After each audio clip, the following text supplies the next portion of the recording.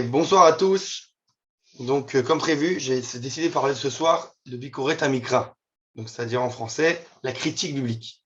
On va déjà expliquer brièvement c'est quoi exactement la critique biblique. Alors, je ne sais pas si c'est connu, enfin, c'est censé être connu. La critique biblique, c'est donc un mouvement déjà qui a commencé avec Spinoza et qui après ça a pris toutes sortes de variantes, a voulu en fait étudier la Bible avec des outils, on va dire, scientifiques, du moins, on va dire pseudo-scientifiques.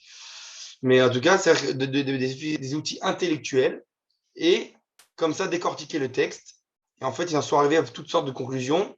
Et tous ceux qui sont les pères fondateurs de ce mouvement, on va dire comme ça, ils ont, au final, ils sont arrivés à la Kfira. Ils ont rejeté la Torah, ils ont montré comme quoi la Torah n'était pas divine, ça parce qu'ils ont toutes sortes d'arguments contre la Bible à cause de leurs recherches scientifiques, etc.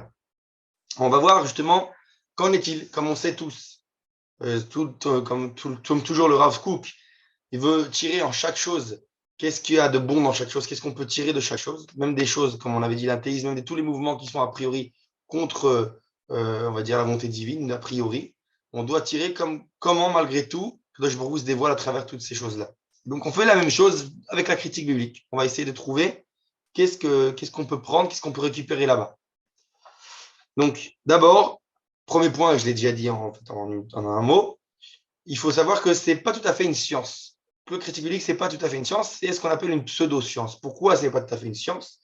Parce qu'elle part d'un puits sur un axiome de base, on va dire, comment on dit en français, une théorie, on va dire quelque chose que tu dois accepter sans que ça ait été prouvé. C'est le fait que ce n'est pas possible qu'il ait existé un jour dans l'histoire la prophétie. La critique biblique, elle base toute sa théorie, tous ses arguments, tout son, on va dire, son poulmousse autour du fait que c'est impossible qu'il y ait un jour une prophétie dans l'univers. D'accord? Et ça n'a jamais été prouvé. Ça, il faut le prouver. Tu veux affirmer donc, tout ce que tu affirmes, prouve-moi qu'il n'y a jamais eu de prophétie. Ça, ils ne l'ont pas prouvé. Donc, ils partent sur un axiome de base qui est infondé. Du coup, c'est pour ça que c'est une pseudo-science, ce n'est pas une science, on va dire, exacte. Et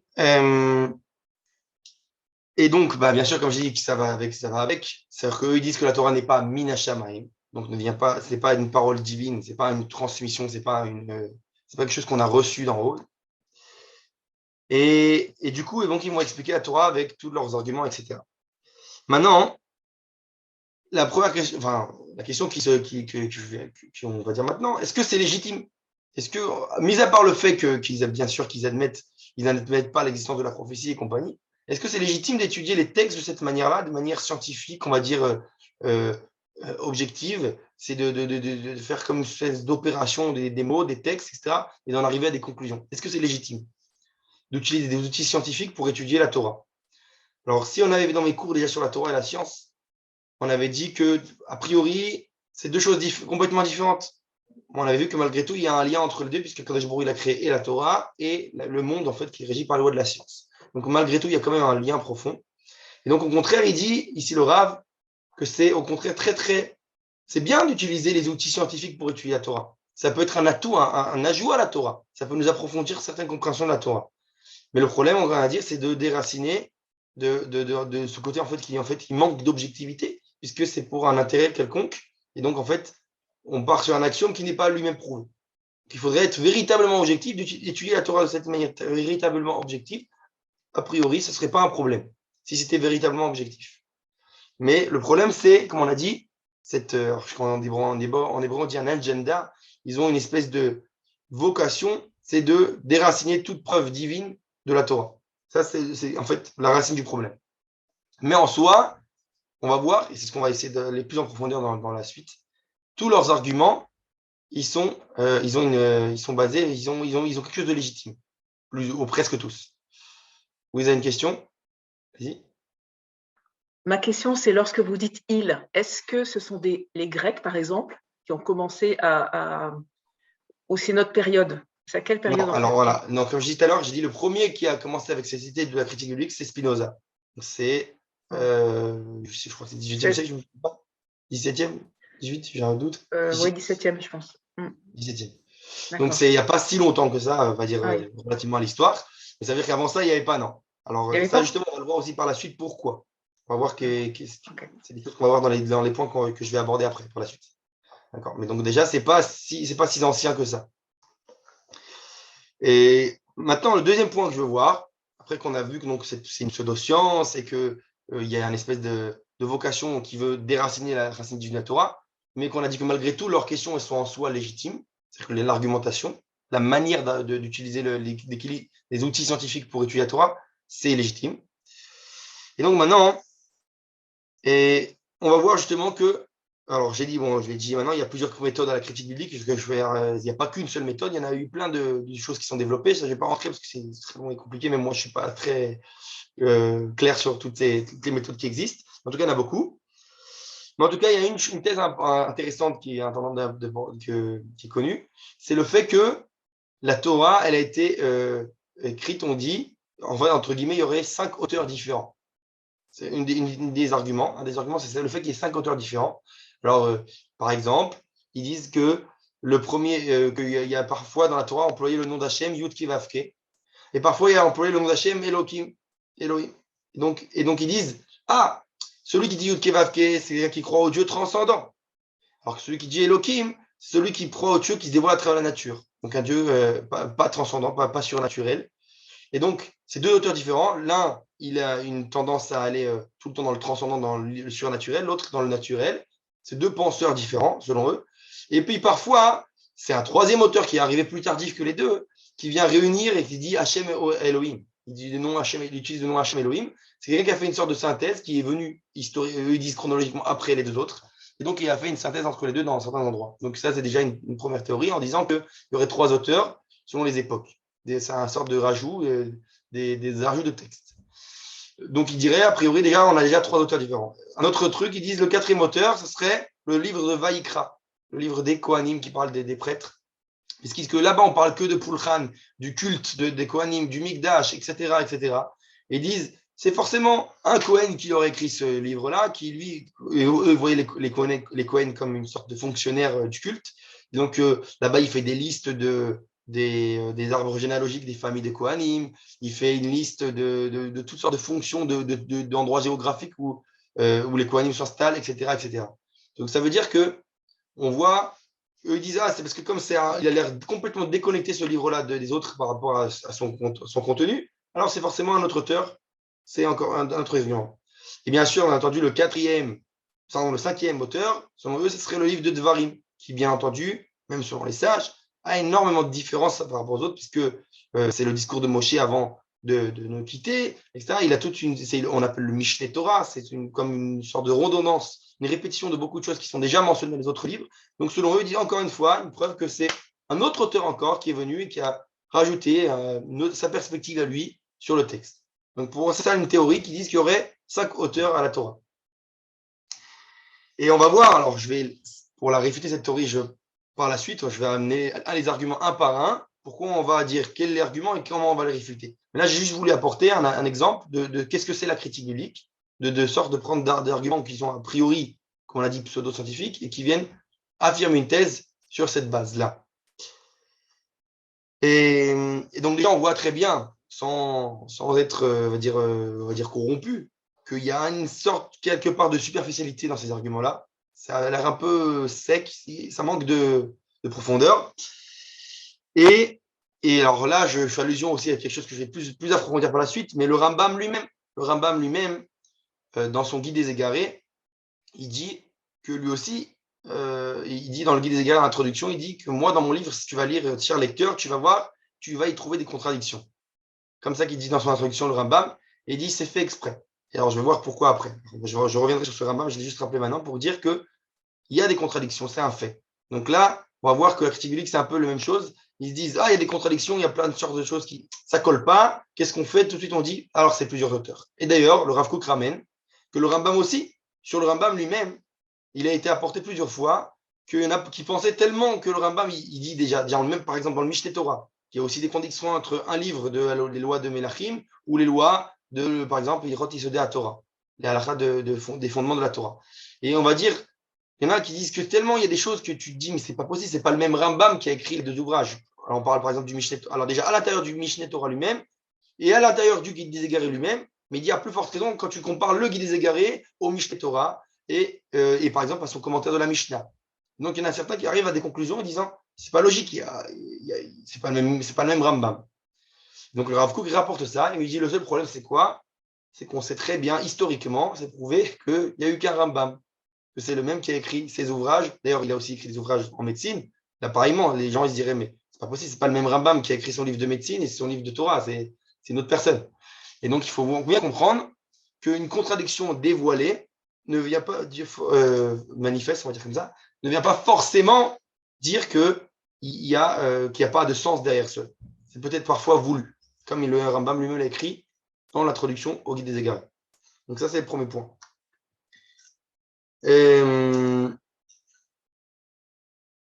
Et maintenant, le troisième point, c'est quelque chose d'important, c'est ça quelque chose que la critique biblique n'a pas pris comme acquis, et c'est un des problèmes qu'il y a dans la critique biblique, c'est le fait que quand on veut comprendre donc la Bible, le Tanakh, la Torah, on doit tout d'abord comprendre à qui ça s'adresse. Si on ne connaît pas à qui c'est Israël, à qui ça s'adresse la Torah, c'est ce Israël-là, on ne pourra pas véritablement comprendre la Torah. Et comme la critique biblique, entre guillemets, essaie de se détacher de cela, c'est de faire comme si la Torah n'était pas adressée à Israël, et de se faire aussi, se détache de la compréhension de qui c'est Israël, puisqu'ils ne veulent pas comprendre qui c'est véritablement Israël, alors aussi ils vont avoir du mal à capter les messages qui sont dans le texte. C'est la même chose. Alors là, il ramène les exemples de, je sais pas, moi j'ai l'exemple de la lettre, quand on écrit une lettre, quand quelqu'un écrit une lettre, si je veux véritablement comprendre les intentions de l'auteur, il faut que je sache à qui elle s'adresse cette lettre. Il faut que je remette les choses dans leur contexte. Et ben c'est un peu pareil, il faut remettre les choses dans leur contexte. Maintenant, la preuve est quoi? C'est que, donc comme je dis, on ne peut pas comprendre la Torah si on ne sait pas que c'est transmis par Israël. D'ailleurs, c'est pour ça que le verset qui revient le plus, c'est tout le temps cette transmission là de Vaïdaber, Hachem, El Moshe, les morts. Il y a une parole, une transmission donc de Akadosh Baruch Hu à Moshe, donc à travers lui au peuple d'Israël. Donc ça veut dire que c'est primordial de comprendre que c'est un message qui se transmet. Donc ce qui dit transmission, qui dit, ça va être aussi en fonction du réceptacle, du receveur. Il faut comprendre à qui ça s'adresse. Et d'ailleurs, les Karaïm, ceux qui, a priori, au départ, auraient réfuté la Torah orale, c'est les fameux Karaïm, ils ont dit on ne prend pas la Torah orale, nous on veut que le texte. Et au bout d'un moment, eux-mêmes ont été obligés d'admettre que ce n'est pas possible. Que même eux, malgré eux, ont été obligés d'admettre qu'il y a certaines choses de la Torah orale, du Talmud, qui ont été obligés d'accepter parce qu'ils se sont dit c'est pas possible. Un texte, il faut qu'il y a aussi à qui s'adresse cette transmission qui est orale, en fait, qui entoure ce texte. On ne peut pas prendre un texte comme ça, sec, complètement détaché de tout. C'est pas, comme on dit, c'est pas objectif, en fait, véritable. Il faut véritablement, pardon. Il faut vraiment cet accompagnement. Donc, même eux, au fur et à mesure, sont revenus sur eux-mêmes et ont commencé à accepter certaines choses du Talmud, alors que de manière générale, ils ont réfuté la Torah orale. Ils ont pris certaines idées par-ci, par-là. Donc, comme pour dire que ce n'est pas possible de détacher un texte de son contexte, à qui il a été transmis, etc., etc. Donc, ça, c'est un des autres problèmes supplémentaires de la critique biblique, de cette manière, on va dire, pseudo-scientifique d'étudier le texte. Alors, maintenant, un argument aussi qui a été dit entre autres par cette fameuse critique biblique, c'est le fait qu'ils ont voulu affirmer que avant, dans les temps antiques, il n'y avait même pas de Emouna dans le Olam Haba, dans le monde futur. Ça veut dire qu'ils disaient que ça n'existait pas, c'est une notion qui est revenue plus tardivement avec le Talmud et compagnie, qu'on commence à parler de Olam Haba, de monde futur. Et il dit pourquoi? C'est quoi l'argument? Parce que ce n'est pas mentionné une seule fois dans le texte. On ne parle jamais de Olam Haba dans la Torah.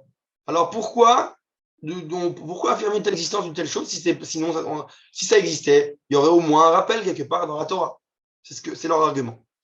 Et bien entendu, comme on l'a dit, ça vient du fait du détachement du texte. Parce que quand on est Israël, quand on sait à qui c'est transmis, bah c'est évident qu'il y a un Olam Haba. C'est-à-dire que parfois une chose, elle n'est pas écrite, non pas parce qu'elle n'existait pas ou ils n'y ont pas pensé, mais au contraire parce qu'elle est, comment dire en français, ça va de soi. C'était évident, c'est une évidence, donc quelque chose qui est évident, on ne l'écrit même pas. Ce qu'on a dit, la Torah, ça on le dit souvent, c'est quelque chose qui est là avant d'être écrit. Donc l'écrit, forcément, il va falloir se faire mettre en relief certaines choses qui ont besoin, oui, d'être écrites, mais c'est les choses qui n'ont pas besoin, qui sont évidentes, on ne les écrit pas. Donc c'est pour ça que la Torah n'écrit pas d'ailleurs tout. C'est pour ça qu'il y a beaucoup toute cette transmission orale, d'énormément de choses qui ne sont pas écrites, qui sont transmises oralement. Il y a beaucoup aussi de Halakha les Moshe Sinaï, par exemple, qui sont transmis à Moshe au Sinaï, mais ils n'ont pas été écrits, etc. Et donc, on voit là que cet argument en fait de dire que c'est pas écrit alors ça peut exister, c'est pas forcément fondé. Et surtout, surtout que, alors là, il rapporte un exemple de Manitou qui disait que si tu veux savoir, c'est allusionné dans l'écrit. C'est-à-dire qu'il dit, Manitou disait au tout départ, Bereshit bara Elohim et Hashamayim et haaretz. Donc dès que tu dis que Dieu a créé au commencement, enfin commencement, la mauvaise traduction dit au commencement, on va dire pour Bereshit, Dieu a créé la cieux et la terre. On va dire comme ça, pour Bereshit qui est Israël, qui est la Torah selon Rashi et le Midrash. Et là, on va dire, et donc, si tu dis qu'il y a création, alors, à partir du moment où le peuple d'Israël reçoit la Torah, c'est au mont Sinaï. Donc, on lui dévoile qu'il y a une création. Avant, s'il n'y avait pas eu le mont Sinaï, a priori, on n'aurait peut-être plus, on n'aurait pas su qu'il y a une création. C'est pour ça on n'aurait pas su qu'il y a une création, parce que c'est Akadosh Baruch Hu, il se dévoile lui-même le créateur. Nous, on n'était pas là-bas. Il nous dit, j'ai créé le monde. Je suis le créateur, j'ai créé le monde. Donc, il dit, qui dit création? Donc, il nous dit qu'il y a une vocation. Il y a un but à tout ça. Donc, qui dit vocation, ça veut dire qu'il y a aussi un salaire. Donc, ce qui dit Olam Haba, monde futur. Il va y avoir le fruit de tout ton labeur, c'est l'Olam Haba. Donc, ça veut dire que c'est sous-entendu dans le fait qu'il y a une création. Il y a des choses qui ne sont pas forcément d'autres et sont nécessaires d'être écrites. C'est la preuve pour lui, pour Manitou.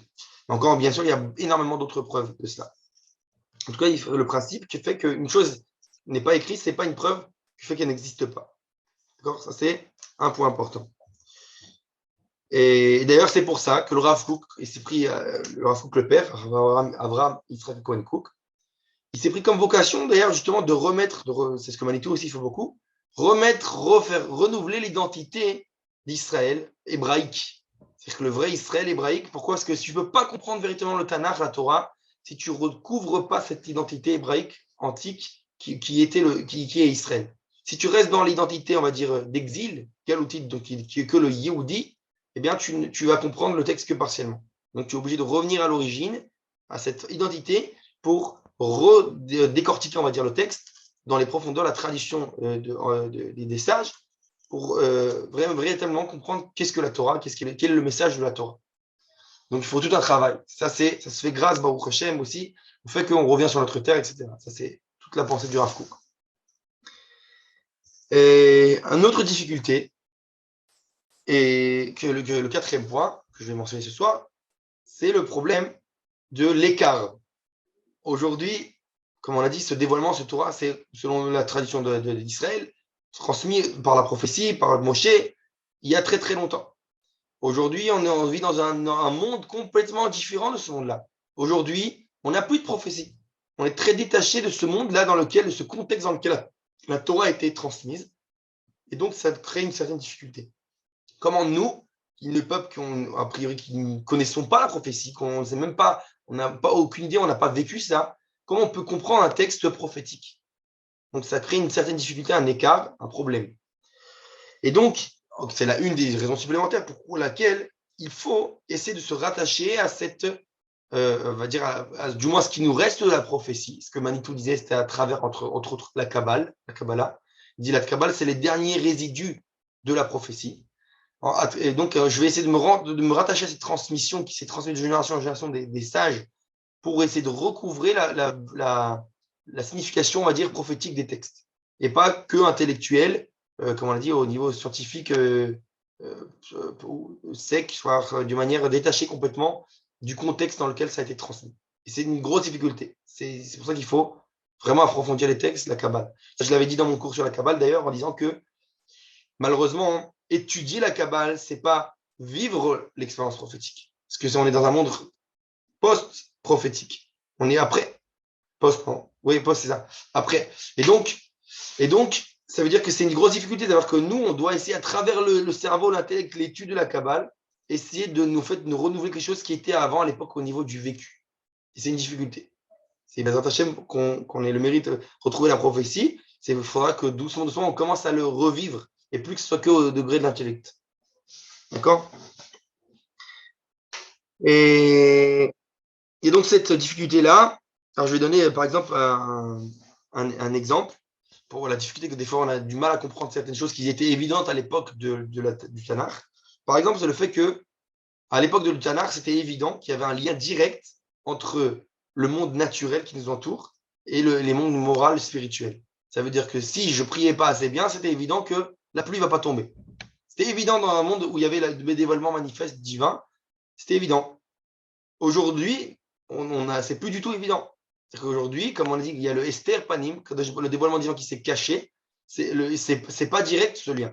On a l'impression que c'est caché, que j'ai beau faire ma avodat Hashem comme il faut, et j'ai pas toute l'abondance matérielle qui va de source, pardon, qui coule, qui se suit, qui s'ensuit. C'est-à-dire que c'est le fait du Esther Panim, du dévoilement qui s'est caché. À l'époque, ce n'était pas. C'était évident, c'était lié directement. Donc là, d'ailleurs, il n'y a pas longtemps, il y avait la paracha de, si je ne me trompe pas, Berukotai, où on dit justement, ouais, faites mes lois, il y aura l'abondance. On parle que de bénédiction matérielle là-bas. Ouais, vous aurez ci, vous aurez là, tout. On ne parle pas de choses spirituelles, parce que c'est évident que l'un est lié à l'autre. Et dans notre monde aujourd'hui, ce n'est plus tellement évident.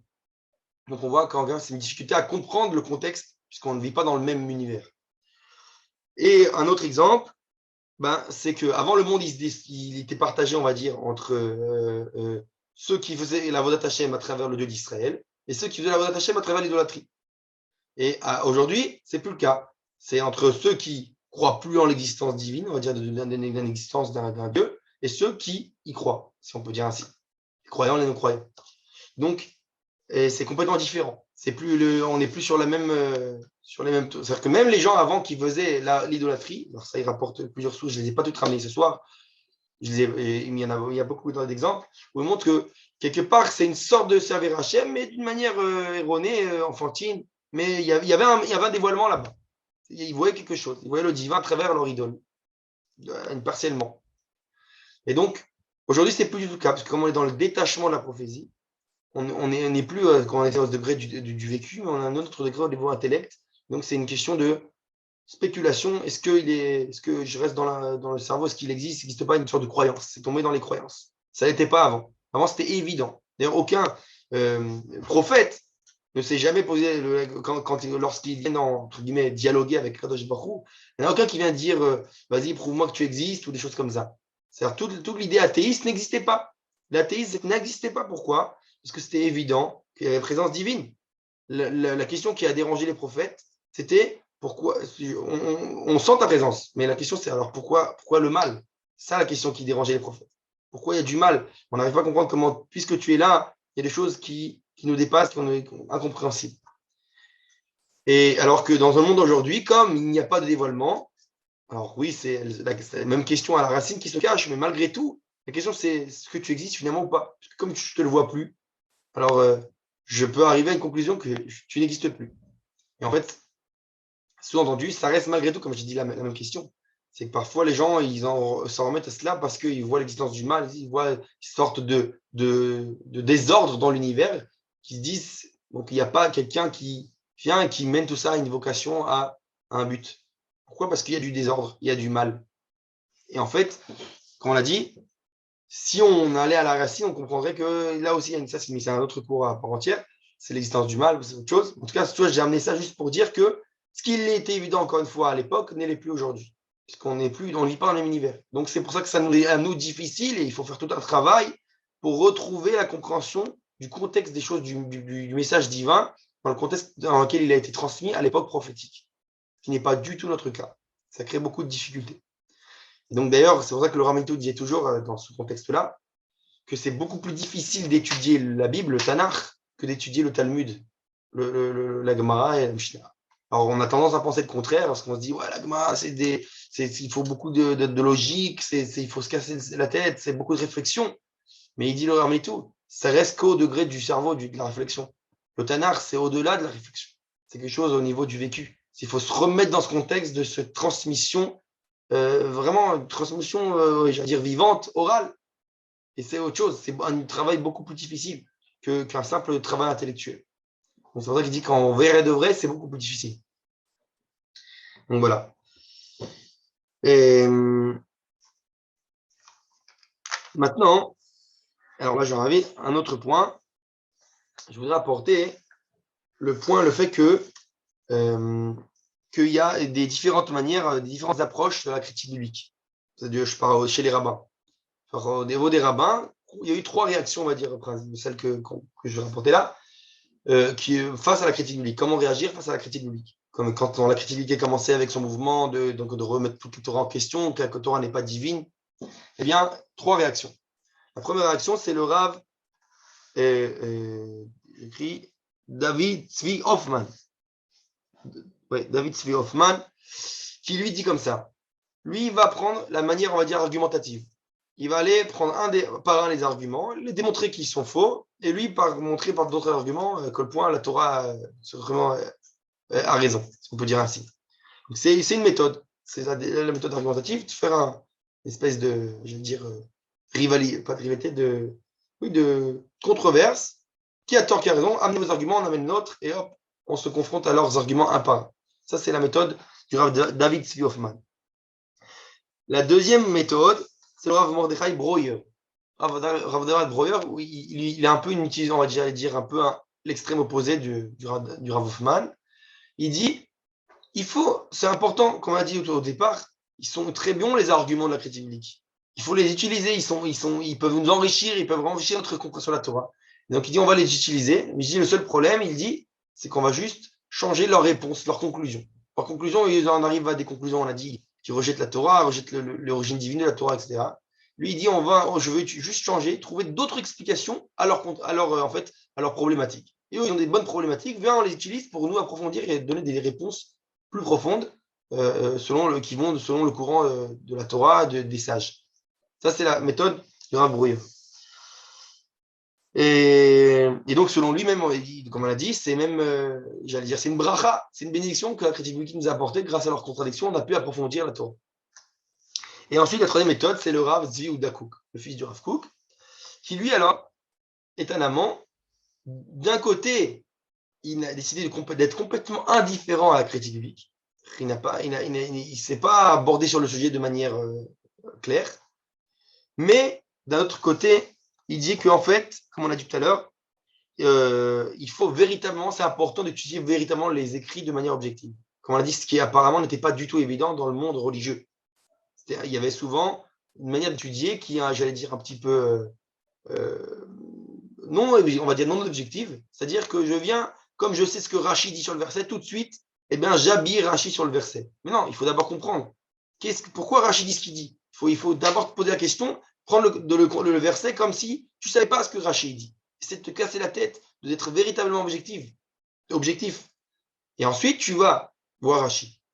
Une manière objective d'utiliser le texte. Il ne faut pas être comment dire, j'allais dire corrompu, mais je ne sais pas si c'est le terme exact, mais oui, tu sais déjà la conclusion, alors tu vas pousser le texte vers la conclusion dans laquelle tu vas arriver. Il faut être objectif. Ça, c'est le Rav Yehuda, il poussait à l'étude objective du texte. C'est important. Et donc, pour ça, comme on a dit, il faut revenir à l'origine biblique, à l'origine hébraïque du peuple d'Israël pour comprendre la Torah de manière comme un hébreu, comme les Hébreux ont compris à l'époque du dévoilement au mont Sinaï. Et maintenant, et c'est ce que je vais faire à partir de maintenant, pour la deuxième demi-heure du cours, on va voir justement les différents, comme j'ai dit, arguments de la critique biblique, et on va un par un utiliser, on va voir parce que les 3 méthodes des 3 rabbins dont je vais parler sont toutes les 3 vraies. La question, nous dit le Rav, il faut à chaque fois choisir parmi les 3 méthodes quelle est la plus utile et la plus, on va dire, bénéfique face à chaque argument. Comme on dit en hébreu, kol mikre legufo. On va voir un argument un par un, laquelle est la plus bénéfique parmi les 3 méthodes. Donc, on va voir chacun, on va répondre de différentes manières. Alors, il y a en tout 5 arguments principaux. Le premier argument, c'est les différences de style ou les contradictions dans les faits racontés dans la Bible et les répétitions, les choses qu'il est fait qu'il y a certaines choses qui sont répétées plusieurs fois. C'est un des problématiques de la critique biblique. Ils en arrivent à la conclusion, comme on a dit tout à l'heure, qu'il y a plusieurs auteurs, parce qu'il dit plusieurs styles, forcément, c'est pas le même auteur, ça c'est un style comme ça c'est un style comme ça, de personnes différentes. Ils disent, par rapport au fait qu'il y a des choses qui se répètent, ils disent, ça c'est un signe que c'est 2 versions différentes du même texte. C'est pas la même version, c'est un autre auteur, une autre version. enfin, c'est peut-être une autre version du même texte. Donc, c'est pour ça qu'il y a ces répétitions qui ont, par erreur, auraient été mis ajoutées dans le même livre. Donc, et bien sûr, les contradictions, on l'a dit tout à l'heure, toutes les contradictions en disant que, qu'il y a plein de contradictions, c'est une preuve que tout ça, c'est pas divin.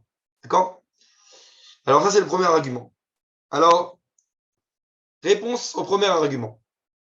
La réponse, déjà, c'est une réponse que j'ai dit plusieurs fois aussi dans mes cours, c'est le fait qu'il dit le Rav, un livre, au contraire, si c'était, on va dire, une contradiction ou deux, on aurait pu dire au contraire, vous avez raison, c'est une preuve que c'est un ouvrage, on va dire, humain, puisque ça peut arriver, des erreurs, on est humain, on peut faire des erreurs, on n'a pas fait attention lorsqu'il a rédigé l'auteur le livre, et il aurait mis des contradictions dans son livre. Mais il dit, quand on voit que dans la Bible, et pas que dans la Bible d'ailleurs, c'est, comment dire, méthodique, il y a des contradictions de manière méthodique, ça revient tout le temps, il y a des contradictions qui sont exprès. C'est bien sûr que c'est voulu. C'est au contraire la preuve que la Torah est divine. Parce qu'un être humain, même on va dire en se cassant la tête, il aurait du mal presque à faire un livre avec autant de contradictions et tout avec des, comment dire, avec des solutions, avec que ça garde une certaine harmonie et un ordre. Le fait qu'il y a énormément de contradictions, mais il y a autant de Torah orale autour qui les résolvent, ça veut bien dire qu'il y a une preuve ici, là, de la Torah divine. Qu'au contraire, qu'un cerveau humain n'aurait pas pu penser à ce point. Donc ça, c'est la première chose. Même si, encore une fois, je reviens à notre fameux Rambam, je disais tout à l'heure, que le Rambam, de manière, et c'est ce qui fait le génie du Rambam, qu'il arrive à penser les contradictions, il dit, je fais exprès. Alors, je ne l'ai pas dit tout à l'heure, je vais le dire maintenant. Il écrit là pourquoi il a fait exprès. Il dit parce que il y a dans certaines choses que j'écris, des choses qui sont du domaine justement du sod, du secret, qui ne doivent pas être transmises à chacun. La Torah nous a interdit de transmettre certaines choses de manière publique. Et donc, il dit, je fais exprès des contradictions pour que celui qui va approfondir, va chercher, va y trouver les réponses. Il y a une sorte de code dans son ouvrage. Et que celui qui va lire superficiellement, et que c'est le but, qu'il n'est pas apte à recevoir ses secrets, eh bien, il lira superficiellement, il ne fera pas attention, et il ira comme il ira. Au moins, il n'aura pas trouvé mes secrets que je vais dévoiler à travers l'ouvrage. Et donc, il dit, là-bas, il écrit dans son introduction, il dit, voilà, fais attention à l'ordre des chapitres, à chaque mot que j'ai utilisé. Parfois, j'ai utilisé un mot qui, dans une phrase, est inutile a priori, mais c'est parce que, en fait, je fais allusion que ce mot, je l'ai écrit ailleurs et que c'est pour te faire donner une allusion à notre compréhension. Il fait plein de choses comme ça, c'est quand même une sorte de code pour que, justement, ça soit transmis à qui est apte à recevoir et pas à n'importe qui. Et que de toute façon, il dit, il n'y aura pas de toute façon de dégâts à celui qui comprendra superficiellement. Il restera une compréhension basique, mais ça ne lui causera pas de problème. Et donc ça, c'est le Rambam. Quand je dis ça montre le génie du Rambam, mais alors là, quand on parle de ce qu'il a de la Torah, de la Bible, c'est encore à plus forte raison. Kadosh Baruch Hu, il pense à chaque chose, à chaque détail, chaque lettre, chaque détail, chaque forme tout est pensé. Donc c'est une preuve du divin de la Torah. Et d'ailleurs, il y a un principe dans la tradition orale qu'on dit dans les fameux principes de Rabbi Ishmael qui disent comment on fait, il y a des règles d'exégèse de la Torah, comment déduire des lois, des versets, etc., etc. Et une des règles, c'est celle-là, c'est Shne ktuvim amachishim ze et ze ad sheyavo hakatuv hashlishi v'yachia benehem. Ça veut dire qu'on a deux versets. C'est une des règles, c'est un axiome qui a des contradictions. On nous dit deux versets disent deux choses opposées, ils se contredisent. C'est-à-dire que l'un il dit une chose, l'autre il dit l'inverse. Il dit jusqu'à ce que vienne quoi? Un troisième verset, c'est comme on a dit ce fameux code, un troisième verset qui vient trancher entre les deux. Il vient apporter on va dire la synthèse entre la contradiction. Donc c'est une des règles. Donc la Torah, dans ses règles déjà d'exégèse, elle accepte le fait qu'il y aura des versets qui vont se contredire. Ça fait partie de la méthode. Donc, c'est méthodique. Donc, encore une fois, c'est une preuve que la Torah est divine. Et donc, c'est intentionnel, bien sûr. Ce qui dit truc, c'est divin, c'est intentionnel dans la Torah, que c'est méthodique, qu'il y a des contradictions.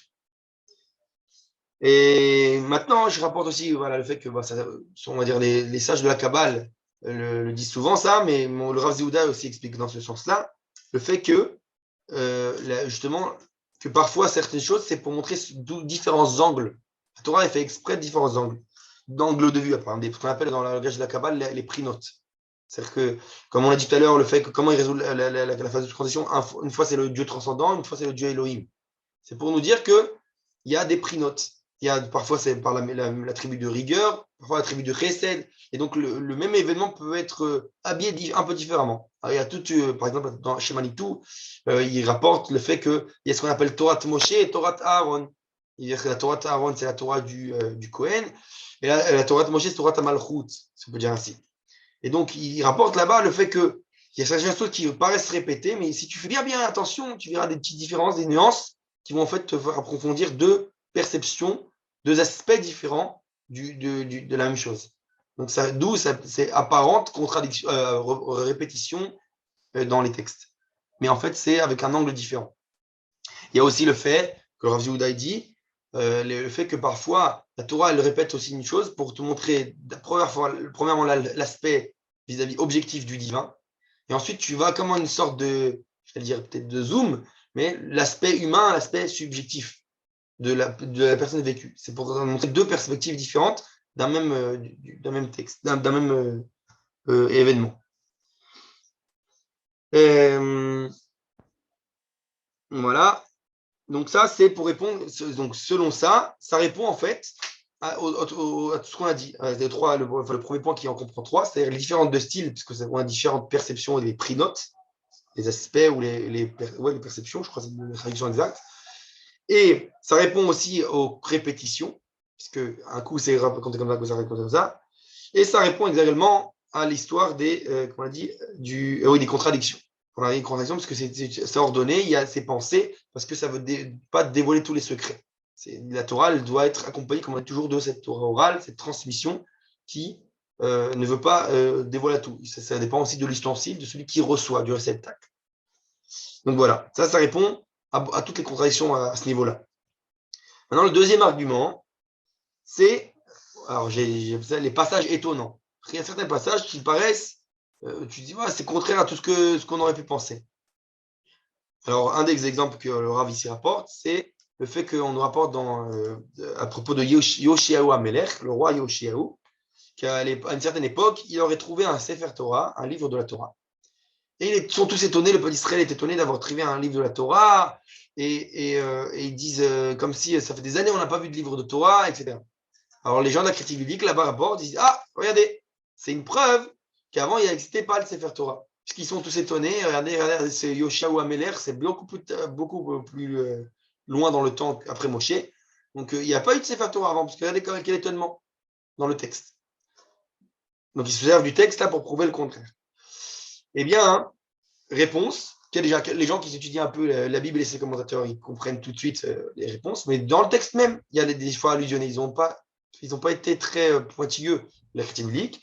Le fait qu'il y a écrit, ils ont trouvé, alors si je me trouvais, c'est quoi, je crois que j'ai écrit le mot exact, et écrit Sefer HaTorah.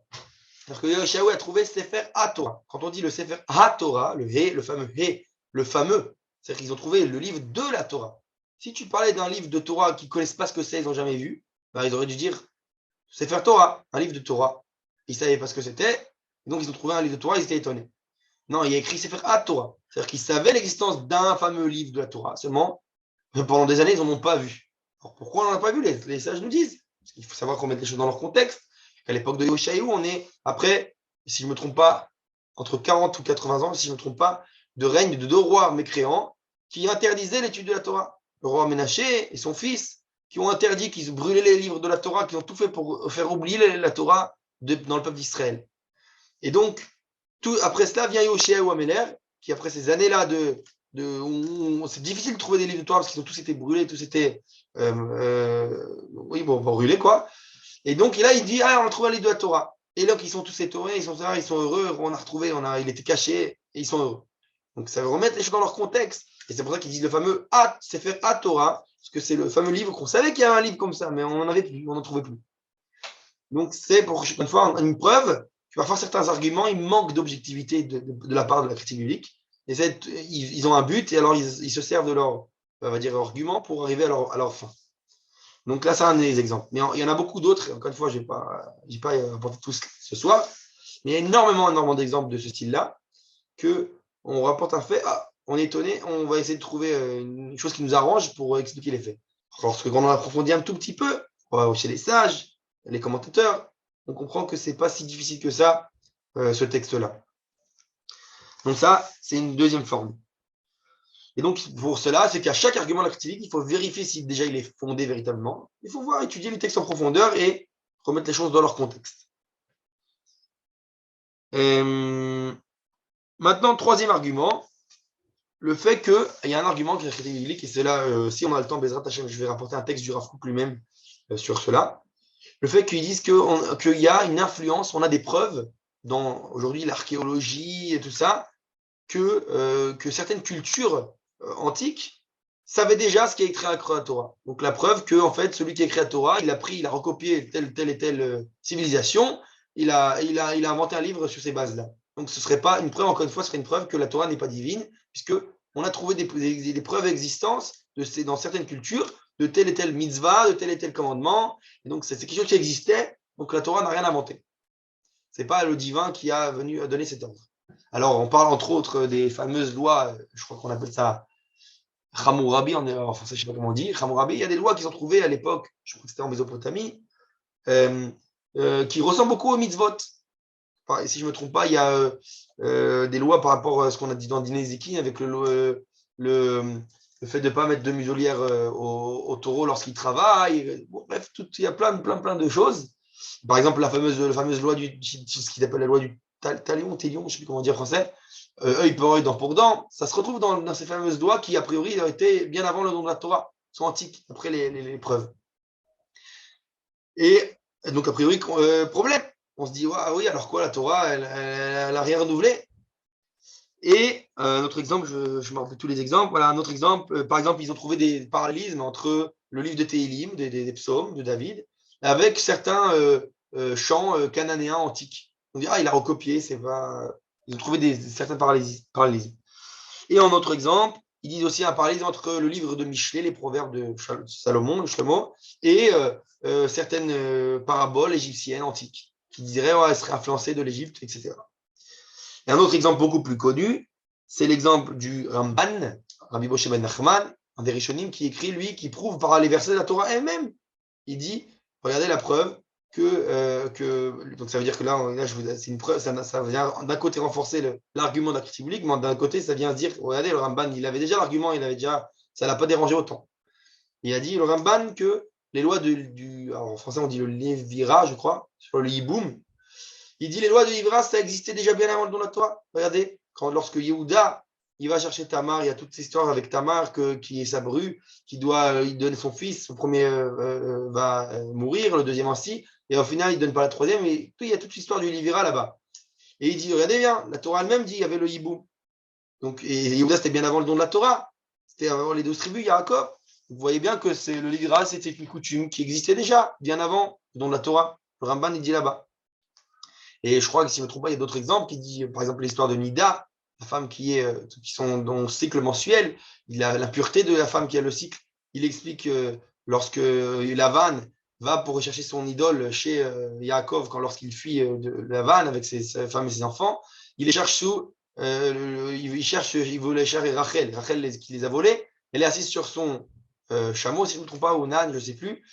Mais en tout cas, elle cache là-bas sous sa selle. Et les sages disent pourquoi elle trouve quoi pour argument pour dire qu'elle ne veut pas se lever parce qu'elle a son slick. C'est ce que les sages disent. C'est-à-dire qu'elle est impure. Elle aurait dit à son père, je suis impure, tu ne peux pas t'approcher. Donc le Rambam, encore une fois, il dit, tu vois encore une preuve que cette impureté existait déjà bien avant la Torah. Donc ce n'est pas quelque chose que la Torah a inventé. C'est pas la Torah est venue, elle a dit qu'il y a l'impureté de la femme Nida. Donc on a beaucoup d'exemples comme ça qui pourraient montrer que la Torah, elle a copié. C'est du copiage. Et alors, comme on l'a dit, puisque le Ramban n'a pas peur lui-même de dire ça veut bien dire qu'il y a des réponses, bien entendu. Alors le Rav Kook, lui, il dit ici 3 formes de réponses. Et je vais dire, pour rentrer en profondeur, je rentrerai dans le texte après, mais là d'abord, je vais les dire brièvement. Premièrement, il dit, on a trouvé déjà des tzadikim, bien avant le don de la Torah, qui eux aussi avaient certaines choses, ils sont arrivés à certaines perceptions du divin, un certain émet, une certaine vérité, par l'effort personnel, individuel. Et donc, c'est possible qu'il y avait chez eux des vérités. Ces gens-là ont influencé le monde. Et donc, ils donnent par exemple les exemples Hanor, Noir, etc. C'est des personnalités qui ont influencé le monde et qui, c'était bien avant le don de la Torah. Shem, Ever, tout cela. Donc, comme ça existait déjà. C'est pas étonnant de voir qu'il y a du émet et de la vérité chez certaines personnes avant même le don de la Torah. Deuxième chose, il rapporte le fameux argument très connu du Rambam qui dit que les mitzvot, elles sont, il donne l'exemple des sacrifices, des corbanotes, il dit le Rambam dans le Guide des Égarés que les sacrifices, c'est en fait quelque chose qui est éphémère. Pourquoi? Il dit c'est parce que Dieu nous a donné les sacrifices parce qu'on était trop idolâtres avant, l'humanité était idolâtre, et pour déraciner de l'idolâtrie, que le peuple d'Israël se déracine de l'idolâtrie totalement, il fallait faire ça graduellement. Il dit, on ne peut pas te donner tout d'un coup, te dire, allez, prie un Dieu comme ça qui n'a ni image, ni corps, ni forme, ni rien du tout. Tu vas te détacher complètement de tout ce matériel et tu vas prier un Dieu que tu ne vois même pas, c'est pas possible. Donc le Rambam, il dit, c'est pour ça qu'il nous a donné les sacrifices, pour qu'on reste graduellement encore lié à ce culte-là. On va servir notre Dieu, mais à travers des sacrifices. Donc, a priori, il vient limiter toute l'histoire des sacrifices dans quelque chose d'éphémère. Dès qu'on aura déraciné l'idolâtrie, a priori, on n'aura plus besoin de sacrifice. C'est ce que le Rambam dit dans le Guide des Égarés. Alors, bien entendu, sans rentrer dans tout le sujet, parce que c'est toute une controverse, beaucoup sont opposés au Rambam avec cette opinion-là. Mais du moins, le Rav Kook, a priori en soi, n'a pas de problème avec l'argument en soi. Mais même s'il dit malgré tout, on ne peut pas diminuer les raisons des mitzvot, ce qu'on appelle les taramé mitzvot, à des raisons comme celle-là seulement. Il dit c'est possible que c'est une raison en plus, mais forcément il y a aussi des raisons plus, on va dire, métaphysiques, divines aux mitzvot, on va dire qui est plus du fait de l'ordre divin, des choses qui nous dépassent. Parce que le Ramban, ce qui s'opposait au Rambam, lui, de kabbaliste, il disait que bien sûr les corbanotes, les sacrifices ne seront jamais annulés. Il y a tout un service, il y a des secrets là-bas dans les sacrifices qui ne dépendent pas du développement du peuple d'Israël vis-à-vis de l'idolâtrie ou pas. Et donc, il dit c'est la même chose pour toutes les mitzvot. Il y a quelque chose, des raisons profondes qui se cachent dans chaque mitzvah, mais on peut, selon Rav Kook, faire jongler les deux, faire une synthèse et dire qu'il y a une raison, on va dire, rationnelle qui peut s'habiller, ce que faisait le Rambam souvent, mais qui n'est pas la fameuse raison, et là, au contraire, qui nous aide à nous aussi nous identifier à la mitzvah, mais qu'en réalité, il y a d'autres raisons plus profondes à la mitzvah. Donc ça, c'est un point. Donc c'est une autre forme de réponse qu'on peut répondre. Le Rav Kook nous dit sur cette question-là. Et le troisième point, qui est plus profond, alors là, encore une fois, je vais le dire très brièvement, mais peut-être que je vais rentrer dans le texte après, c'est le fait qu'il dit que, parce que là, il y a une fameuse midrash, si je ne me trompe pas, qui dit que Zotoldot, Sefer Toldot Adam, ceci est le livre des engendrements, littéralement, on va dire, de l'homme. Et il dit c'est Klal Gadol Batora, plus grand que le Klal de Rabbi Akiva, qui dit que c'est un Klal Gadol Batora. Il dit c'est un plus grand Klal, un fondement du judaïsme, le fait que ce livre-là, le livre de la Torah, c'est Sefer Toldot Adam. C'est-à-dire que ce sont les engendrements de Adam, le fameux Adam, c'est-à-dire que l'humanité tout entière. C'est-à-dire que finalement, la Torah, il dit, c'est oui, bien sûr, ordonné à Israël, mais parce que Israël a été le seul dans l'histoire, on va dire, avoir été prêt à prendre sur lui cette vocation d'Israël, de ce peuple-là, qui va dévoiler la parole divine sur terre. Mais il dit à l'origine, la Torah, ce qu'on dit dans les sages, c'était voué à toute l'humanité. Bien sûr qu'elle est toujours vouée à toute l'humanité, sauf que maintenant, ça va être par le biais d'Israël. Mais à départ, ça devait être complètement universel, par Adam Marichon. Donc c'est pour ça qu'il dit, c'est pas étonnant de voir que certaines de ces vérités, oui, ont été, comme on a dit tout à l'heure, prises par certains grands des nations qui n'ont pas, avant même l'apparition du peuple d'Israël, et qui ont pris certaines se émettre là, cette vérité de divin, et bien sûr que ça va se retrouver à travers la Torah de Moshe, lorsqu'on reçoit la Torah dans le mont Sinaï. On voit là-bas que la Torah de Moshe, puisqu'elle est basée sur ce fondement-là, qu'à l'origine, Adam Arishon aurait pu, lui, recevoir, entre guillemets, cette vocation, mais pour X raisons, ça a été un échec. Finalement, Israël, lorsque lui prend cette vocation, il ne se détache pas de cette première vocation, on va dire, universelle. Au contraire, à travers la vocation nationale d'Israël, va se dévoiler aussi la vocation universelle pour toute l'humanité. C'est pour ça que d'ailleurs les sages disent que lorsque Abraham Avinu a voulu s'enterrer au tombeau des patriarches, c'était aujourd'hui d'ailleurs, aujourd'hui on fêtait le Kaftet Beiyar, shalom, Aujourd'hui, on faisait le Kaftet Beiyar où on a délibéré Hebron en 67, la guerre des 6 jours. Et donc, Hebron, le tombeau des patriarches, là-bas, et Abraham, il a choisi son tombeau là-bas. Pourquoi? Les sages disent dans le Midrash, parce que c'est là-bas qu'il a vu qu'il était enterré Adam et Chava. Donc, pour lui, Abraham, en tant que fondateur du peuple d'Israël, il se voit comme la continuité de la vocation première d'Adam Arishon. Donc, c'est pour ça qu'on peut dire que la Torah, dans sa base, dans son origine, elle a une racine universelle. Et donc, lorsque on comprend cette idée, on n'a pas de souci à se dire que, avec cela, des idées ont déjà été récupérées chez les nations, les différentes civilisations, avant même le don de la Torah. Et que la Torah, maintenant, va venir et va les faire ce qu'on appelle des birurim, va les, les aiguiser, les peaufiner. Et donc, je donne l'exemple du hibou tout à l'heure, le fameux livira. Par exemple, le livira avant, on pouvais faire le livira pas avec n'importe quelle femme de la famille. Tu vas donner une continuité. Donc, le livira, je n'ai pas peut-être expliqué tout à l'heure c'est quoi le livira. Je ne sais pas si je vais l'expliquer. Le livira, la mitzvah consiste, c'est lorsque chasvé shalom, quelqu'un perd son frère et que son frère n'a pas donné donc il était marié et n'a pas donné d'enfant. Il y a une mitzvah du frère de se marier avec la femme de son frère pour lui donner une continuité. C'est-à-dire que l'enfant ne sera même pas appelé à son nom à lui, mais au nom de son frère. Il va comme s'il donnait une descendance à son frère à travers cette union. Alors, c'est à l'époque de la Torah, on s'en rentrer pourquoi aujourd'hui on ne le fait pas, mais en tout cas le fait est que c'était quelque chose qui existait dans l'humanité, comme l'a dit tout à l'heure le Ramban. Ça existait à l'époque, même avant le don de la Torah. Mais ça existait, ce n'est pas particulièrement avec la femme du frère. Ça pouvait se faire avec toute femme de la famille. Vous pouvez faire la mitzvah de livra avec chacun membre de la famille pour donner une continuité aux membres de la famille. Vient la Torah et réduit ça à la femme du frère. C'est une première réduction pour limiter, pour essayer de les acquérir, comme on dit, purifier certaines choses qui existaient avant, les peaufiner. Et un autre exemple, c'est qu'avant, on était obligé de faire le livra. C'était obligatoire. Il n'y avait pas la possibilité de la khalitsa, ce qu'on appelle le fameux déchaussement. Dans les sages, la Torah vient et nous dit il y a la possibilité de faire khalitsa. La Torah vient dire que tu peux aussi, si tu ne désires pas donc donner une descendance à travers la femme de ton frère, etc., tu peux faire la khalitsa, ça veut dire faire cette fameuse cérémonie. On passe dans les détails de la cérémonie, mais il y a une cérémonie comme quoi tu ne veux pas d'elle, tu ne peux pas te marier avec elle, et donc tu détaches cette liaison et tu peux continuer ta vie comme il se doit. Et donc, cette possibilité n'existait pas avant le don de la Torah. La Torah donne cette possibilité à la khalitsa, au déchaussement. Donc, on voit bien que certaines idées peuvent exister, mais la Torah vient et rajoute des détails, comme pour, entre guillemets, dévoiler l'infinité, le dévoilement suprême de tout cela.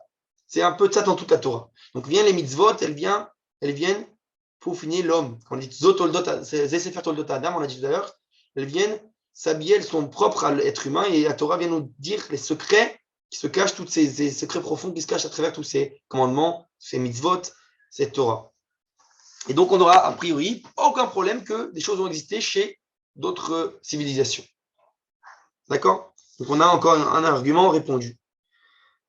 Donc tout à l'heure, après, si on a le temps, j'ai rapporté le texte, si on a le temps, du Rav Kook. Mais on apprend de là, conclusion de ce qu'on vient de dire jusqu'à maintenant, là pour l'instant, c'est le fait que, que j'allais dire que certains arguments de la critique biblique, on l'a dit, parfois au contraire, ils nous aident à approfondir, et même que mieux que ça, c'est parfois inconsciemment, les sages, la critique biblique, ils vont dire certaines choses qu'en fait, sans le savoir eux-mêmes, les sages l'avaient déjà dit. Ça, c'est intéressant de savoir. Par exemple, un des arguments aussi qu'ils ont dit, le fait qu'ils ont dit qu'on a retrouvé dans les fouilles archéologiques des preuves, je crois des fouilles archéologiques, si je ne me trompe pas, ils auraient trouvé des preuves comme quoi le nom Yud-Kevavke, le fameux nom transcendant, il aurait ses origines dans un nom des dieux des Médianim, des peuples Médianim de l'époque. Je ne sais pas comment on dit français Médianim, mais donc il dit voilà, c'est le même nom, c'est ça, et ça vient de là-bas. Les Juifs ont copié les civilisations de Médiane et auraient pris de là-bas le nom de Dieu. D'ailleurs, c'était même écrit ça, chez qui? Dans le fameux dictionnaire de Eliezer Ben Yehuda, premier dictionnaire en hébreu, où là-bas il écrit Yud Kevavke, le nom d'Hachem, et il dit qu'il probablement vient là-bas chez les Médianim. Donc, c'est les arguments de la critique biblique. Regardez, ils ont copié, ça vient de là, la source. Et ce qu'ils ne savent pas, nous dit le Rav Cherki ici, c'est que quelque part, il y a du vrai dans ce qu'ils ont dit, la critique biblique, sans en être conscient. Pourquoi? Les sages nous l'ont déjà dit. Lorsque Yitro, bien entendu, s'est installé, Yitro qui est lui-même un de Midian, le prêtre des Midianim, il s'est installé donc là-bas à Midian, il a fui de chez Pharaon, il a pris le fameux bâton qui a été transmis de génération à Yosef, etc. Il l'a planté là-bas. Et Moshe, lorsqu'il arrive après des années à Midian, chez Yitro, le Midrash nous dit que c'est lui qui va déraciner ce fameux bâton, c'est lui qui va être le receveur, celui qui va continuer cette transmission de travers ce bâton. Mais qu'est-ce qu'il a ce bâton? Les sages nous disent, il y avait là-bas écrit les noms d'Hachem, du Tkivavke. Ça avait les secrets des noms d'Hachem sur le bâton, le fameux bâton de Moshe. Et donc, nous disent les sages, d'où il a pris le nom, la transmission du nom d'Hachem, Moshe, de Midian, de chez Yitro. C'est de là-bas qu'il a récupéré le bâton. C'est-à-dire qu'il y a du vrai en fait que oui, ça a été pris chez Midian. Oui, mais Yitro. C'est la Kadosh Baruch qui a fait comme ça, que Yitro a été celui qui a perpétué depuis Yosef, depuis qu'on a dit ce fameux bâton, cette transmission des noms de Dieu. Et c'est Moshe qui vient, qui récupère ça là-bas. Donc il y a quelque chose, quelque part, de vrai dans l'idée que le nom d'Hachem a été récupéré à Midian. Donc ça, c'est un exemple, encore une fois, mais pour montrer que parfois, même inconsciemment eux-mêmes, ils viennent donner des arguments que s'ils avaient eux-mêmes approfondi, on aurait pu trouver des origines, des sources à leurs arguments dans nos textes à nous mêmes. Quatrième argument, les fouilles archéologiques qui parfois paraissent contredire beaucoup de choses que de la Bible. Tu vois, ils ont découvert plein de choses. Alors là, je ne vais pas rencontrer énormément, il y a beaucoup de choses. Mais en tout cas, de manière générale, ils disent on a trouvé tel truc, ça date de telle époque, c'est pas logique parce que la Bible dit que c'est telle époque. Et on a des problèmes au niveau des archéologies. Et puis le fait que, par exemple, l'existence de chameaux, on dit à l'époque d'Abraham, il n'y avait pas encore des chameaux, c'est pas possible que la Torah nous parle de chameaux. On a trouvé archéologiquement que des premières preuves de chameaux que plus loin. Bref, c'est plus tardif. Beaucoup de choses de ce style-là, des arguments de ce style-là. Réponse. Alors tout simplement déjà, de manière générale, il faut comprendre, de manière générale, que ça c'est on va dire dans comme le faisait le Rav Hoffman tout à l'heure, dans l'argumentative, c'est pas parce que on a une contradiction entre nos textes et les preuves archéologiques qu'on doit remettre en question nos textes. Parfois, il faut savoir aussi remettre en question nos preuves archéologiques. Peut-être que soit on s'est planté sur l'identification du lieu archéologique. Peut-être que c'est pas le lieu qu'on croit être. Ou peut-être qu'on s'est planté sur sa chronologie, sur son, comment dire, le fait qu'on l'a attribué à telle époque, et peut-être qu'on s'est trompé au niveau de le fait qu'on l'a daté à la mauvaise époque, ou toutes sortes de choses. De manière générale, il ne faut pas accepter chaque chose comme l'archéologie, c'est pas une science 100%. Il y a une marge d'erreur. Donc déjà, c'est la première chose. Il ne faut pas automatiquement remettre tout en question. Comme on a dit, que ça vient de la base de la critique biblique, qui vient tout le temps comme vocation pour déraciner toute preuve divine de la Torah. Et donc, il faut remettre en question les choses. Et Baruch Hashem, alors maintenant, une fois qu'on a accepté ça, bien sûr que quand on vérifie aujourd'hui, Baruch Hashem, l'archéologie, souvent vient faire le contraire. Plus on avance dans le temps et plus l'archéologie en Israël particulièrement, on découvre des choses archéologiques qui en fait font que, au contraire, comment dire en français, prouver la véracité des textes. Donc on se rend compte après des années que tout d'un coup, tel argument archéologique, il est remis en question aujourd'hui par des découvertes archéologiques plus tardives. Et on se dit, finalement, voilà, vous en avez fait tout un bruit il y a quelques années, il y a 70 ans. Aujourd'hui, c'est plus tellement parce qu'on a trouvé des choses qui concordent. Donc c'est pour ça que je reviens à dire, les sciences, il faut l'apprendre de manière c'est-à-dire de manière limitée. Il ne faut pas exagérer, prendre les sciences comme des sciences infuses et tout est évident, tout est clair. Il faut avoir un peu d'humilité et de remettre les choses dans leur contexte. Un exemple, par exemple, vous montrer encore la vocation, que parfois que ça vient d'une vocation et pas forcément d'une science objective, c'est le fait qu'ils ont trouvé des fouilles où il y a écrit Beth David. On voulait prouver que David, il n'y a pas de preuve d'existence de David et machin. Et ils ont trouvé des maisons où il y a écrit Beth David, la maison de David. Ils ont dit non, c'est pas David. Il faut lire ici Dod. Parce que David, ça s'écrit en hébreu Dalet Vav Dalet. Ça peut se lire Dod sans les points ou David. Donc on a dit non, on va tout faire pour essayer de déraciner, dire non, Dod, on va essayer d'expliquer ça autrement. Et donc pour ça, c'est pas la maison de David. C'est-à-dire que parfois, ça vient, quelquefois, on montre cette superficialité là qui vient, tu as un but et tu es pas véritablement objectif et tu vas tourner tout dans ta direction. Donc ça, c'est comme ça qu'il faut faire attention vis-à-vis de la critique biblique. Et donc, on arrive à la conclusion que parfois, souvent, grâce à ces découvertes, comme on dit, plus tardives d'aujourd'hui, la tradition est plus fiable parfois que certaines découvertes. Il faut savoir parfois aussi l'admettre. C'est pas forcément un problème d'être dans la tradition. Et autre point important, c'est aussi important, c'est le Rav dit que le texte de la Bible en soi est aussi une preuve archéologique. Puisque l'archéologie se base souvent sur des textes anciens. Et ça. Pourquoi tout le temps chercher des textes à l'extérieur? La Bible en soi est aussi un texte antique. Alors oui, nous, on ne l'apprend pas comme vocation première d'être un livre archéologique. Mais oui, il a aussi cet effet que tant qu'une chose n'est pas prouvée le contraire, alors elle a aussi, on va dire, certaines preuves archéologiques. C'est-à-dire, par exemple, il dit, si dans la Torah il y a écrit que, par exemple, il était avec les chameaux Abraham, bah, ça pourrait être aussi objectivement une preuve que les chameaux existaient à l'époque. Pourquoi tu vas forcément dire la première preuve qu'on a trouvée, c'est les chameaux, c'est plus tard. Mais voilà, j'ai une preuve qui est plus tôt. La Bible. Pourquoi tu viens forcément dire la Bible, c'est pas une source sûre, parce que c'est la Bible. Donc il dit, il faut bien remettre les choses que c'est pas parce que c'est la Bible que c'est tout du folklore. C'est encore une fois manque d'objectivité. La Bible aussi est un texte et une preuve. Et le dernier argument, et je finis là parce que j'ai déjà dépassé mon temps, mais c'est la chronologie, le temps. Comme on a dit, les preuves archéologiques, au niveau des datations des choses, d'événements. Et là encore, souvent, on manque d'objectivité. On trouve des preuves des murailles, par exemple, de la chute des murailles de Jéricho. On va dire, à l'époque des Yoshua, c'était à telle époque. Et nous, dans les fouilles archéologiques, on a trouvé des murailles sous terre, mais qui ne datent pas du tout. Il y a 500 ans d'écart avec les Yoshua. Donc, preuve que c'est une fausse, ils sont trompés dans les Yoshua. C'est humain et c'est pas divin. Et encore une fois, il faut se remettre en question. Dernièrement, ils ont trouvé qu'il y avait une autre ville dans les environs là-bas qui après serait le vrai Jéricho et pas ceux qui ont pensé jusqu'à il y a quelques années que c'était Jéricho. Donc parfois, votre identification n'était pas totalement juste. Sans compter le fait que, bref, toute l'histoire de trouver le temps chronologique, on va dire, comment on appelle, les fameuses datations avec le carbone 14. Aujourd'hui, c'est une théorie qui est aussi remise en question. C'est pas très, très, très fiable. Donc il y a beaucoup. Il faut prendre les choses, encore une fois, comme on dit en hébreu, Beravon Mukbal. De manière limitée, il ne faut pas tout prendre au pied de la lettre et faire tout de suite aller d'our. De manière générale, bien sûr, on se fie à la science, c'est nos outils, on l'a dit, mais il faut objectif. Parfois aussi, ça peut provenir, comme on l'a dit, de notre compréhension des textes qui n'est pas assez approfondie. Et donc ça, c'est au contraire, on va prendre les arguments de la critique biblique, comme à tout, pour approfondir. Et donc, par exemple, au niveau des temps, par exemple, on parle de Beersheba, qu'il y a écrit c'est dans la Bible elle-même. Yitzhak Avenu, il a appelé la ville de Beersheba parce que voilà, le fameux Sheva, les fameux 7 pluies, etc. Et alors, mais on sait tous que dans le texte, il y a écrit qu'Abraham, il avait déjà écrit Beersheba. Beersheba, c'est pas Yitzhak qui a donné le nom à Beersheba. Pourquoi tu dis il a appelé la ville Beersheba? Écrit Alken, c'est pour ça qu'il a appelé la ville Beersheba.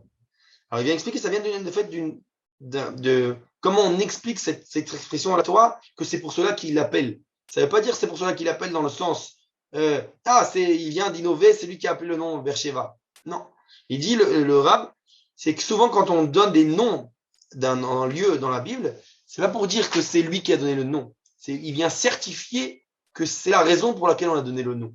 Que le nom existait déjà, mais comme on dit, comme dans les lieux et dans les temps, il y a une certaine sgoula. Chaque lieu, il cache quelque chose. Et ben, il dit maintenant, l'histoire a prouvé que ce nom qu'il a eu à l'origine Beersheba, il prend encore une autre profondeur du sens, puisque ça va aussi on va dire en concordance avec ces événements qui sont passés avec Yitzhak à Beersheba aussi. Donc le nom, il vient j'affirme, je confirme que ce nom, il est bien donné. La ville de Beersheba porte bien son nom. Ça, en fait, que veut dire le fait que Yitzhak a donné le nom Beersheba. Ça veut dire qu'il vient confirmer que ce nom, il est approprié, puisque l'histoire l'a prouvé par un événement avec ce qui s'est passé, ce qui s'est reproduit à l'époque d'Yitzhak. Et donc, c'est le cas dans beaucoup de choses. Quand il y a que le nom de Dan, des choses, des lieux qui disent, c'est pas parce qu'il était avant, après, c'est pas la question. La question, c'est pourquoi il l'appelle là, parce qu'il vient en fait donner une certitude, dire, maintenant je comprends pourquoi cet endroit est appelé ainsi. C'est un peu ça comment il faut expliquer ce genre de verset-là. Donc, on voit parfois, ça vient de notre compréhension à nous qui est erronée. Donc, il faut, on va dire, jongler sur tous les plans, tout le temps, utiliser tel ou tel argument. Ici, il faut regarder avec exactitude chaque argument de la critique biblique et les et se remettre parfois nous en question, dans notre compréhension, comme on l'a dit, et parfois remettre leur argument en question.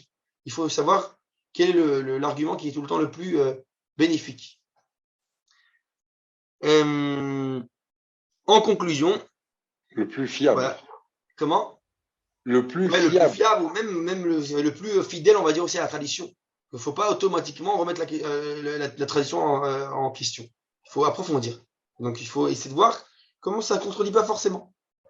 Et donc, on a dit, comme j'ai dit au début, que là, de toute façon, à ce niveau-là, la critique biblique, c'était une pseudo-science. Parce qu'on voit très bien qu'elle avait pour vocation de remettre en question toutes les racines divines de la Torah. Et donc, on voit qu'en finalement, quand on est véritablement objectif, et sans avoir peur, on va apprendre chaque chose, et on le remet dans le contexte. En fait, tout concorde. Mais encore une fois, même si de toute façon, parce que comme on l'avait dit avec la science et la Torah n'est pas obligée d'être en concordance avec la science, de manière générale. Puisque la Torah, c'est notre vocation, la vocation de la parole divine, du pourquoi du monde et pas du comment. Donc, même s'il y avait certaines contradictions, on aurait dit, OK, alors on aurait expliqué autrement. C'est-à-dire que ça ne vient pas parler des faits historiques, géographiques, même si, donc on a dit, tant qu'on n'a pas preuve du contraire, ça l'est. D'accord? Donc, c'est important de savoir cela. Il faut bien comprendre. Ça va d'ailleurs bientôt Shavuot, là. Je vais conclure sur ça parce que je n'ai pas le temps, malheureusement, d'aller sur le texte du Rav Kook, mais c'est que de montrer que justement la Torah, elle est divine. Donc, qui dit elle est divine, donc on n'a aucun problème le fait que c'est dévoilé à telle ou telle époque, que telle mitzvah était déjà connue avant même le don de la Torah chez telle et telle civilisation antique. C'est pas un souci. Pourquoi? Parce que c'est qui a créé le monde? Kadosh Baruch Hu. Donc, Kadosh Baruch Hu, il a décidé que ça se dévoile à telle ou telle civilisation, à telle et telle époque. Peu importe, la Torah, elle vient, et qu'on l'a dit, elle vient, comme on prend un diamant, elle vient le peaufiner, comment on dit, Polir. Le polir, voilà. Bien, la Torah, elle va polir toutes ces idées qui sont de manière brute chez les nations, les civilisations à l'époque, et on fait donne quelque chose de plus, un travail fini, on va dire comme ça. C'est ce que vient faire la Torah finalement. Et donc, doucement, grâce à ces arguments, parce que dans la vision du Rav Kook, utiliser les arguments qui sont anti, mais pour les étudier comme quelque chose de bénéfique qui vient approfondir. La même chose qu'on a fait pour l'athéisme, la même chose qu'on a fait pour beaucoup de mouvements qui paraissent être contre la Torah. Il faut utiliser et voir qu'est-ce que Kadosh Baruch Hu veut nous dire à travers ces phénomènes-là. Et donc, c'est exactement ce que j'ai essayé de faire ce soir avec la critique biblique. J'espère que j'ai été clair. S'il y a des questions, dites-le moi. Posez vos questions, ouvrez vos micros. Pas de questions?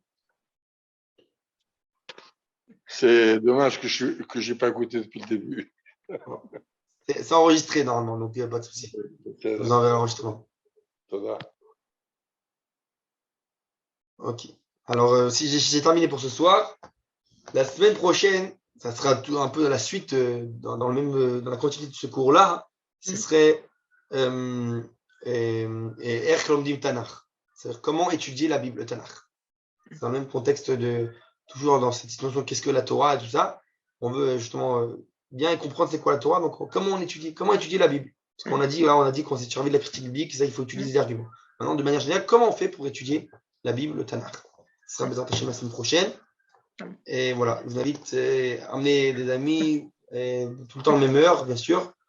Et voilà, à la semaine prochaine. Merci beaucoup, en tout cas. Merci. Bonsoir à tous. Merci. Zach. Razak. Bravo.